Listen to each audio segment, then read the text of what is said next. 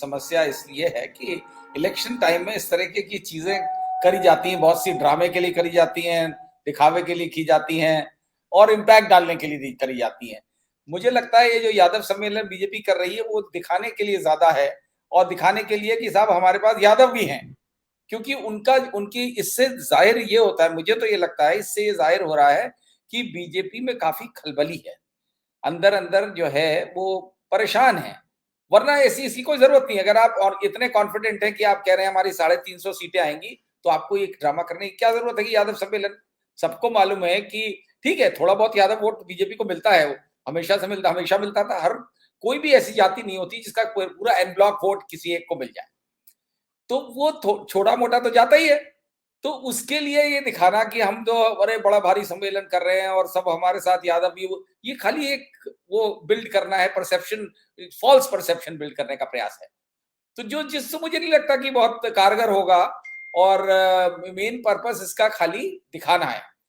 दूसरा, जहां तक काम का सवाल है जो आपने कहा, तो ये एक तो बीजेपी की कथनी और करनी में इसी इशू से फर्क मालूम पड़ जाता है। लेकिन ये ठीक बात है कि अखिलेश यादव जब शुरू में आए थे तो दो ढाई साल तो उन्होंने ऐसे ही गवा दिए, कुछ नहीं किया। वो आराम फरमाते रहे, वो उनके ये लग रहा था उन्हें कि मुख्यमंत्री बना दिया गया है, अब क्या, अब तो कुछ करने की जरूरत ही नहीं है, पिताजी ने उन्हें मुख्यमंत्री बना दिया था। लेकिन जब ये हार हुई पार्लियामेंट इलेक्शन में, तब इनके समझ में आया और पिताजी ने उनको पब्लिकली डांटना शुरू कर दिया, और उन्होंने कहा कि जब हम इतनी बड़ी पार्टी तुम्हें दी थी, तुमने ये हालत कर दी पार्टी की। तब वो सोते से जागे। लेकिन इसमें कोई दो राय नहीं है कि जो बचे हुए 2.5 साल थे, उसमें जितना काम अखिलेश यादव ने कर डाला, मुझे नहीं लगता, मैं उनका बड़ा आलोचक रहा हूं उस टाइम पे भी, और वो हमसे बड़े दुखी रहते थे कि आप हमारी बड़ी आलोचना करते हैं। लेकिन ये फैक्ट है कि वो जो 2 ढाई साल में उन्होंने जो करके दिखाया, वो बहुत सालों बाद किसी मुख्यमंत्री ने उत्तर प्रदेश में किया था। मेरा ख्याल नरेंद्र तिवारी के बाद किसी को ऐसे कोई कोई मुझे नहीं दिखता जिसने इतना काम करा हो इतने कम पीरियड में।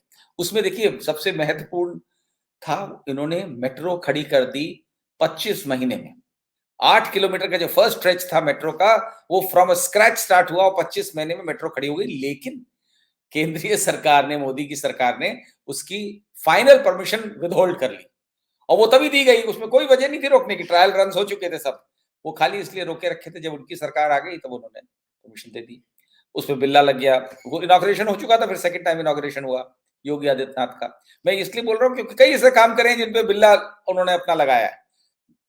एक्सप्रेसवे, लखनऊ से आगरा का 301 किलोमीटर का एक्सप्रेसवे 23 महीने में खड़ा हुआ, फ्रॉम स्क्रैच, मतलब नया अलाइनमेंट, पूरा नया लैंड एक्विजिशन, और वो खड़ा कर दिया 300 किलोमीटर का। कोई दूसरा उदाहरण नहीं है कंट्री में जो 300 किलोमीटर का एक्सप्रेसवे, वर्ल्ड क्लास एक्सप्रेसवे, हमने उससे बहुत दफे गाड़ी चलाई है, और जो लोग बहुत विदेशों में भी रहे वो बोलते हैं कि साहब ये इससे अच्छा एक्सप्रेसवे इंडिया में नहीं है।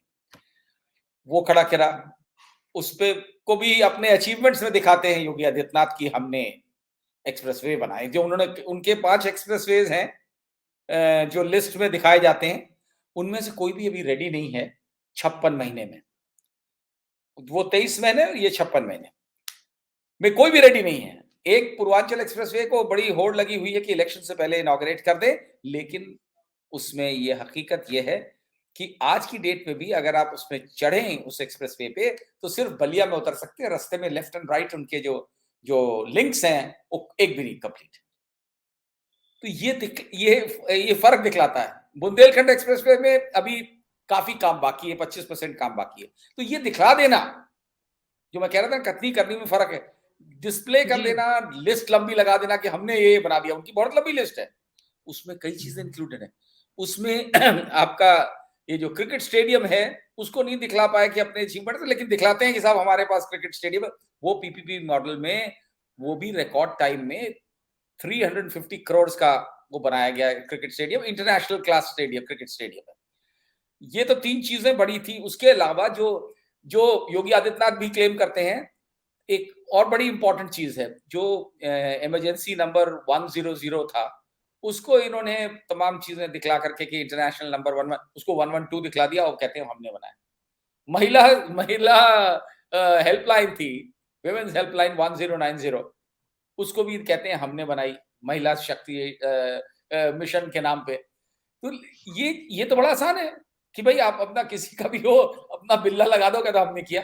और जो पावर में होता है, उसका मीडिया पे बड़ा कंट्रोल हो जाता है, तो सब जगह ये छपता दिखलाते हैं कि, और खुद खुश हो जाइए आप कि हमने ये सब किया। लेकिन रियलिटी यही है कि अगर काम पे वोट मिलता है, तो जो कि मुझे बड़ा डाउट, क्योंकि तमाम फैक्टर्स प्ले करते हैं, और इनका जो जाति तो सभी लोग करते हैं, लेकिन इनका जो धर्म के नाम पे जो कम्युनल डिवाइड करके जिस तरह बीजेपी करती है, उससे फाइट करना आसान नहीं, बहुत मुश्किल काम है। और ये अखिलेश यादव के लिए बहुत बड़ा टेस्ट है।